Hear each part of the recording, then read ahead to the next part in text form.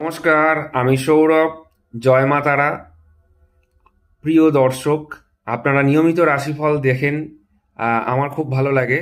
তো আজকে বৃশ্চিক রাশি নিয়ে বলবো ডিসেম্বর মাস কেমন যাবে। তো আপনারা প্রত্যেকেই সকলকে শেয়ার করবেন, এবং যারা পার্সোনাল কনসালটেন্সি নিতে চাইছেন অবশ্যই এই নাম্বারে যোগাযোগ করতে পারেন।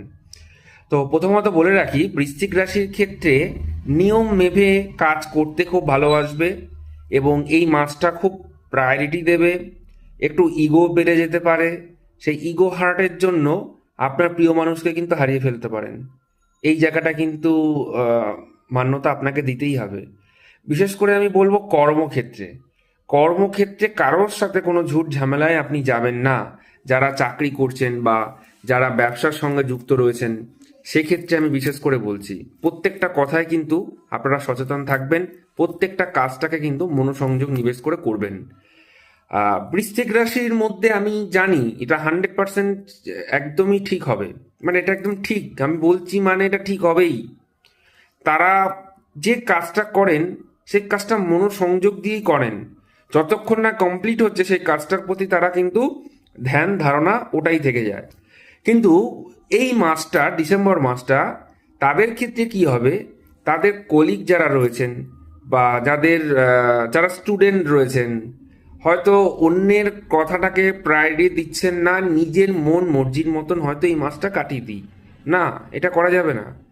অন্যান্য মাসের যেমন আপনারা যেভাবে লাইফস্টাইলটাকে কন্টিনিউ করেছেন, আমার রাশিফলটা আপনারা যারা দেখেন বা দেখে সেটাকে মেনে চলেছেন, আমি তাদেরকেও বলবো এই মাসটা অবশ্যই মেনটেন করে চলতে হবে আপনাদেরকে।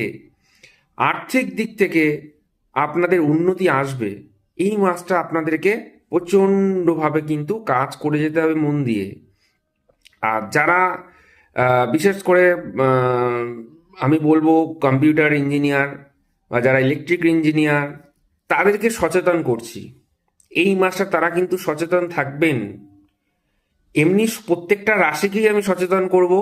এই মাসটা বছরের শেষ, প্রত্যেকটা রাশির জাতক জাতিকারা খুব সাবধানে আপনারা গাড়ি চালাবেন, চলাফেরা সাবধানতা থাকবেন, কোথাও ঘুরতে গেলে নিজেদের একটু সেফ জোনে থাকবেন।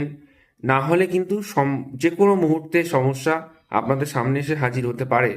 বর্তমানে গ্রহের ট্রানজিট অনুযায়ী এই সমস্যাটা আপনাদেরকে সম্পূর্ণটা হয়তো আমি বোঝাতে পারছি না।